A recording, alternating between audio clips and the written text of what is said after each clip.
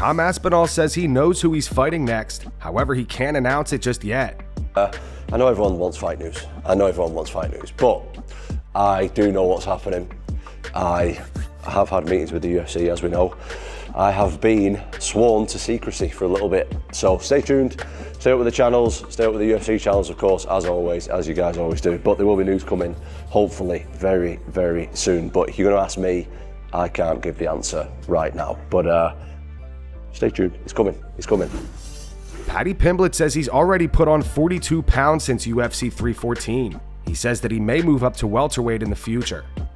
On Sunday, I had about 5 milkshakes after the fight, literally. This morning I woke up like 198, which is fat. Like, that's about the heaviest, I guess, in the States, that food. It's just, it makes me into a machine. I'm just massive in the States. Right. In the States, I'm sitting there and there's still that much of me Coca-Cola left, and they come over and take it and put a brand new one down. I'm just like, I've got a full Coke. Whatever's getting offered, you take it. And I love fighting, like. The one thing I don't think any of us like doing is making weight, but that's what we have to do. With your eyes on the lightweight prize, do you ever see yourself like maybe going back down to featherweight to take on a champion, or just stay at 155? I know these weight cuts are very hard at times. I wish I could make 145. Yeah, with 145's out of the question now. Maybe when I win that 55 belt, go up and take the 171. But yeah, I'm a 55er. I could see you fighting at a welterweight in the future. Yeah, definitely. I could see me doing it, especially in years to come when you get a bit older and the weight cutting gets a bit harder and stuff like that. And, you know, obviously some, like, what do they call them, super fights. If there's someone at 170 that's a good matchup and could sell pay-per-views, then yeah. Israel Adesanya is training with David Goggins.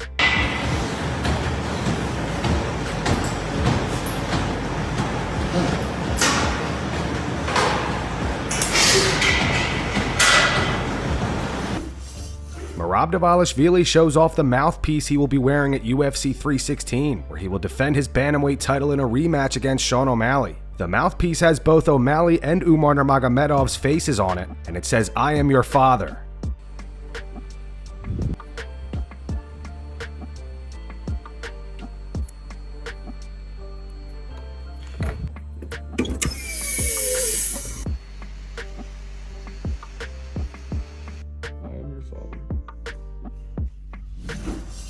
Max Holloway spars with the Korean Zombie.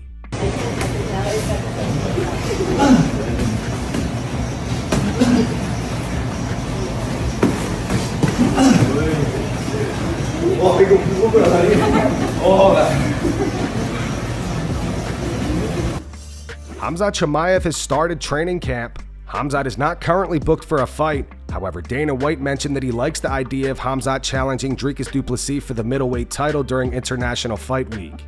The past 2 years, during this week, the International Fight Week headliner has been announced. We don't have that yet. Are you guys pretty close to that?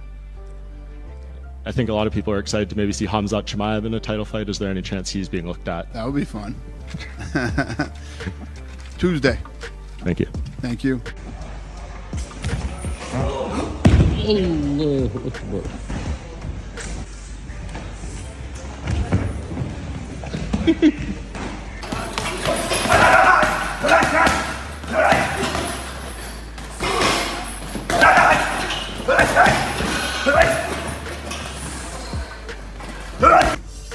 Movsar Evloev weighed in on Jean Silva's submission win over Bryce Mitchell, saying Bryce didn't look like his usual self in the octagon. Evloev believes the nerves got to Bryce, and that the trash talk combined with the magnitude of the moment may have thrown him off his game. Bryce wasn't good that night, so he was like a little bit nervous, you can see, right? And his takedowns was not confident. I don't know what happened to him. Maybe he was a little bit, nervous about this trash talk or something, or maybe underestimate him. So he just like take it so personal. I don't like this. Okay. Yeah. We can do sparring every day. So, and this, even sometimes your sparring is more harder than the fights. And just still like you're going to the sparring and do everything you can do.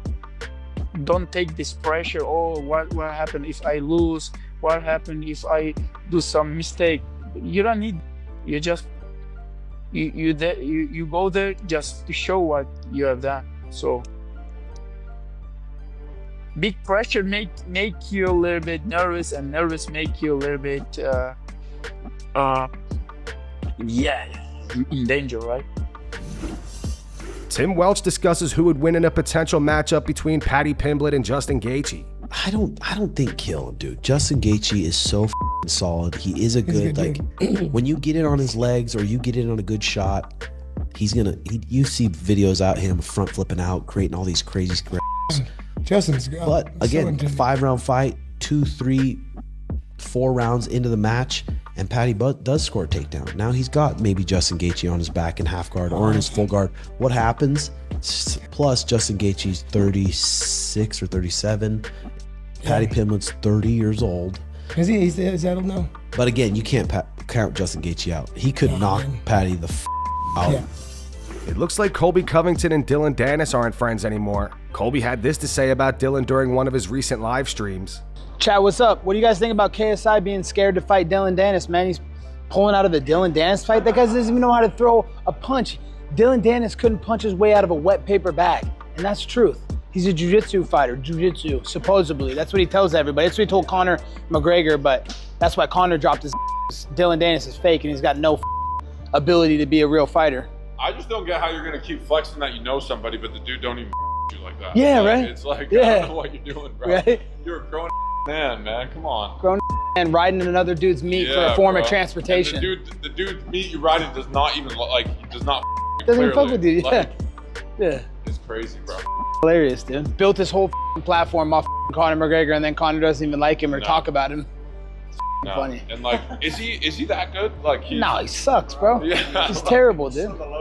No, I know boxing, but like he just keeps running. I mean, you see him, he keeps running as I'm the best jiu-jitsu that there is. Nah, he sucks in jiu-jitsu, yeah. He's never won like a prestigious jiu-jitsu tournament.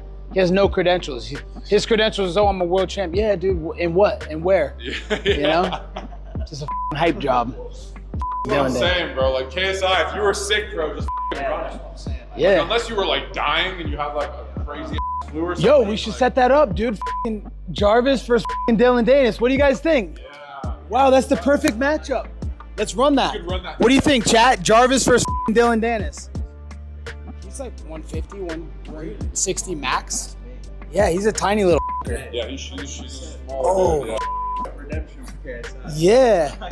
Hey, KSI, since you're scared to fight on your own show, let's set up Jarvis versus Dillon Danis on your show. Since you didn't want to fight him, let's set it up, bro. And if you're scared, we'll put a little clause in there where he can't knock you out. We'll just take you to the deep end, bro. Yeah, though. What's up, Danis?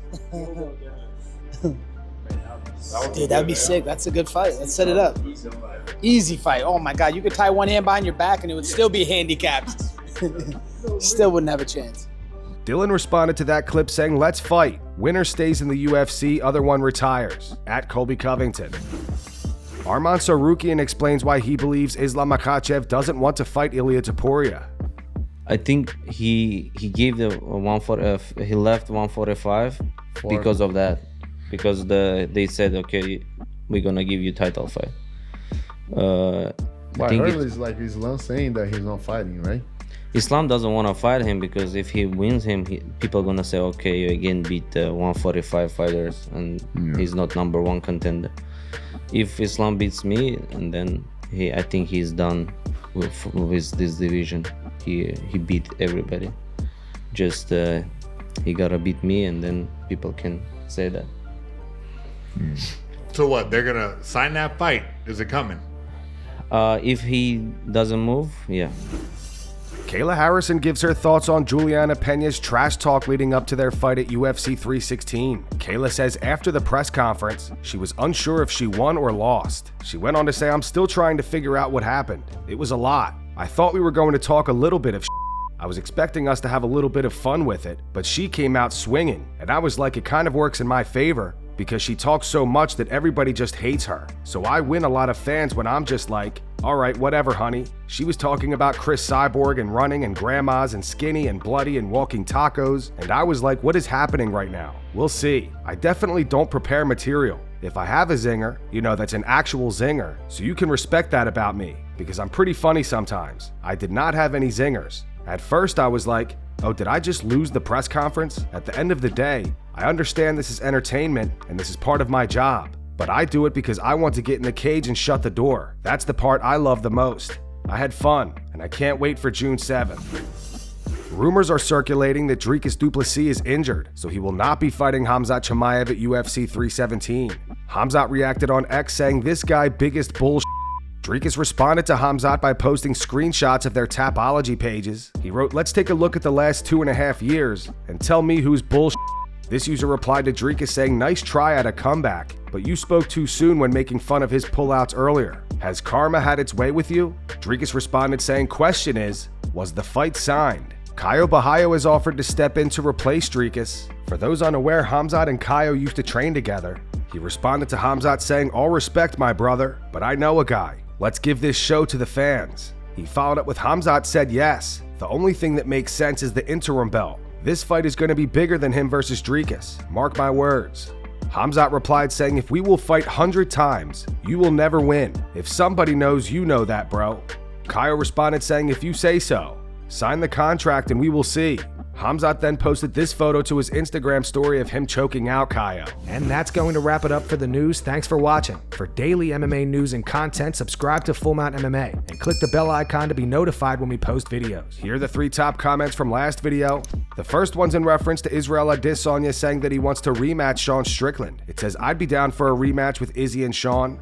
Run it. The second one says, I had no idea Rogan was impressed with Pereira's power. This is such unexpected news and wild to hear for the very first time ever. And the final one's in reference to Bilal Muhammad saying that he would rather have doubters than fans. It's from Willie GG17. It says, I don't want the fans. Mission accomplished. Those were the 3 top comments from last video. If you want to be featured in the next one, all you have to do is comment down below. And if you missed yesterday's news, click the video on screen right now to get caught up.